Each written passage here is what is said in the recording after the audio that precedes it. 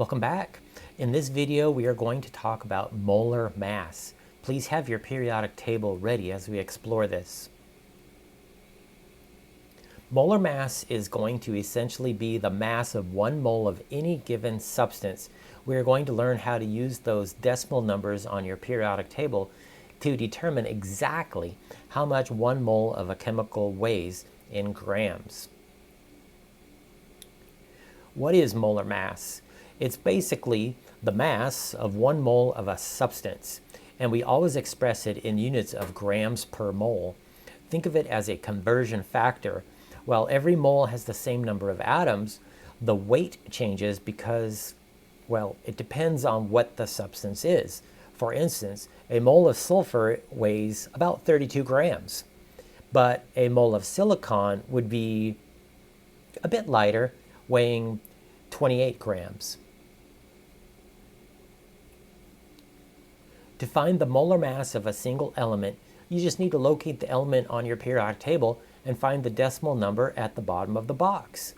This number, yes, tells you the mass of 6.022 times 10 to the 23rd atoms of that element, but let's just think about it in terms of a mole right now. Boron has a mass of 10.81 grams per mole. That's why we get that number there right off the periodic table. Silver has a mass of 107.87 grams per mole, and that's basically how you know. An enormous amount of past work has already gone into figuring all these numbers out onto the periodic table. You just need to look them up. Now, what about molecules? Molecules aren't listed on the periodic table, so we have to calculate their mass by adding up all the individual atoms that make up that substance. Let's take water, for example. We know it's H2O. It contains 2 hydrogens and 1 oxygen.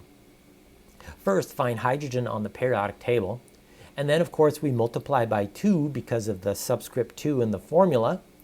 Then we find oxygen on the periodic table, and we have just 1 of those. And so then what we do is we just add up those 2 numbers to get the final mass of 1 mole of the substance. 18.015 grams of water is about a gulp of water. Water was pretty simple. Let's do this guy here, aspirin. It has a formula of C9H8O4, and I've provided a table there, but basically you just follow the subscripts. You're going to find carbon in your periodic table, and you multiply it by 9. You find hydrogen in your periodic table, and you multiply it by the subscript 8, and so on. Remember, don't round off any digits from your periodic table.